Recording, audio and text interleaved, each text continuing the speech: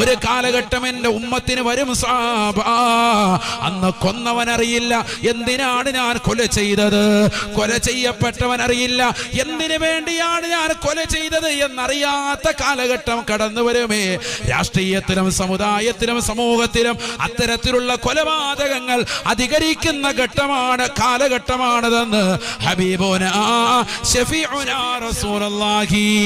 ലോകാവസാനത്തിന് മുന്നോടിയായി ഇത്തരത്തിലുള്ള കൊലപാതകങ്ങൾ അധികരിക്കുമെന്ന് 1400 വർഷം മുമ്പ് ആദരവായ പ്രവാചകൻ പറഞ്ഞത് ഇന്ന് നേർക്ക് നേരെ പുലർന്നുകൊണ്ട് കാണുന്ന സമൂഹമായി മാറിയില്ലയോ?